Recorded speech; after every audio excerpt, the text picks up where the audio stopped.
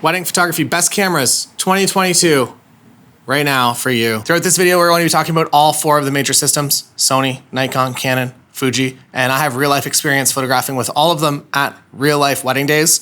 And also, if you're interested, I have a free preset pack available. And because I shoot all camera systems, these presets will work on all camera systems, which is kind of nice. So check them out if you're interested. Also, I am recording this on the Sony A7 IV with the 14 f1.8. Now you know. First up, let's talk about the oldest one first. This camera came out over 2 years ago at this point, and it is still my #1 recommendation for Canon photographers, and it is the Canon R6. I suggest the R6. We're talking within the scope of wedding photography, maybe with a little bit of hybrid photo-video coverage in there. The R6 is an incredibly powerful tool, and my only complaint with it is really that you have to get into manual video, you have to move the physical dial up top, that if you just hit the record button when you're in photo mode, it launches into automatic video mode. You can do exposure comp, but that's it. All the positives are literally everything else. I use them as main cameras, so I guess I should speak to the fact that I shoot a Canon R3 as my main camera.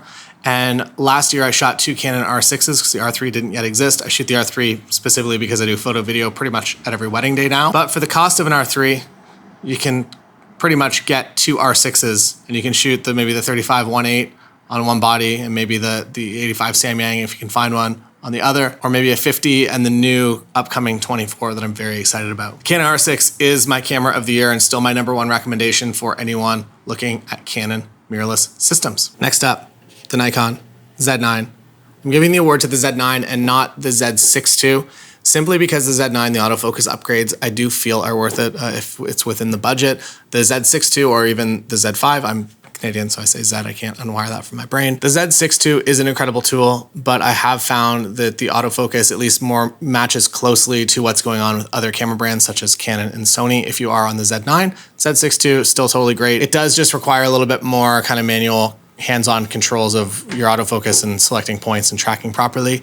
If you're fine with that, then the Z6 II is also a great tool. If it was me, I would be probably saving up for the Z9 because it is at a price point that's somewhat attractive for a professional body, obviously still quite expensive. But again, we're doing the wedding photography cameras of the year, not the budget cameras of the year.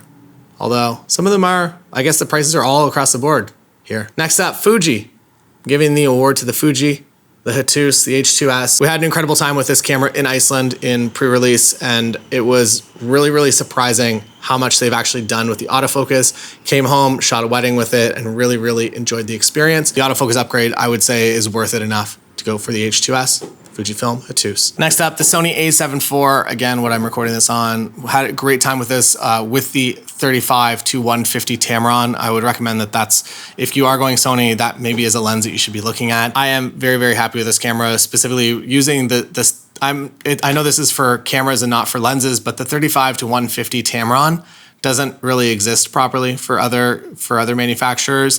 So I am kind of putting that into the kit, that it's a very, very nice to have kit specifically for a ceremony. I honestly can't think of a better tool, and you just don't have access to the same lens if you're working on any of the other systems. It checks all the boxes for me, and while the Sony A1 does exist, I don't think it's something that you need to step up to. You're not going to notice significant autofocus improvements when it comes to wedding days. That the A7 IV is absolutely the camera to have if you are looking at wedding photography and you're on the Sony system. That's all. Thanks for watching. Again, free preset pack. So head on over to the link in the description, and don't forget to subscribe. Like this video, and I'll see you again.